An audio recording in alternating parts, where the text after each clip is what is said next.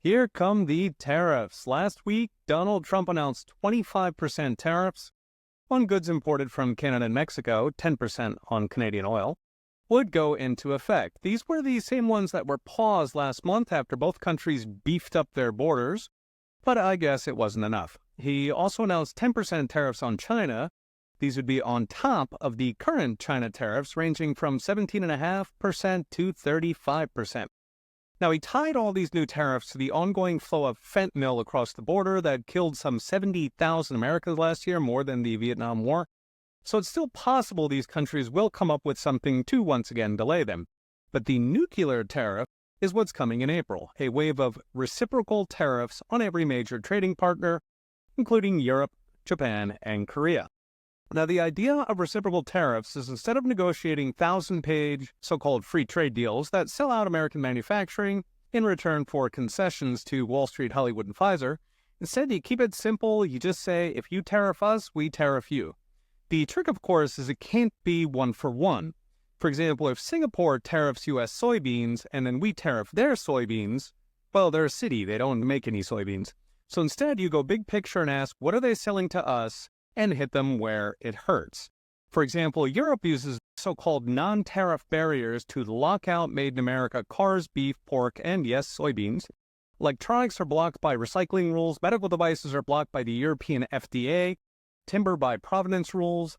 Cars get an encyclopedia of protectionist rules to shelter Germany, who's destroying themselves with green energy.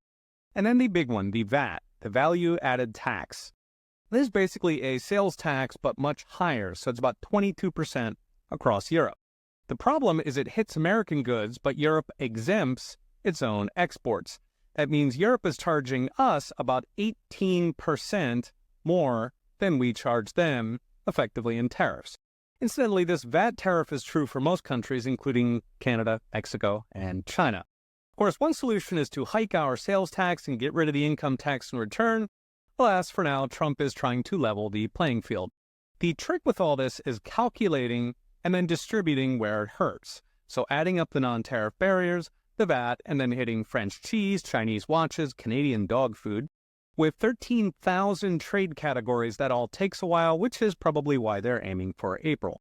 So what's next? Brought to you by Unchained.com. The special tariffs on Canada and Mexico may come and go depending if they play ball on the border. But the reciprocal tariffs are likely to stay a while.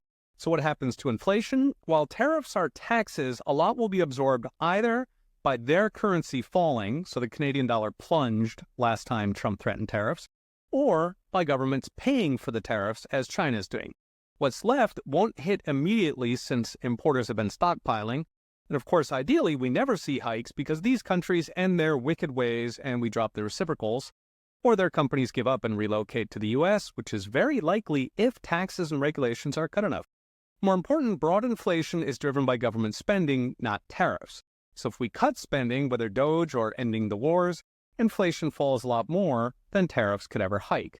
Bidenomics failed because government spending grew like a cancer. If Trump can fix that, his entire program will be a success. Okay, we'll be watching.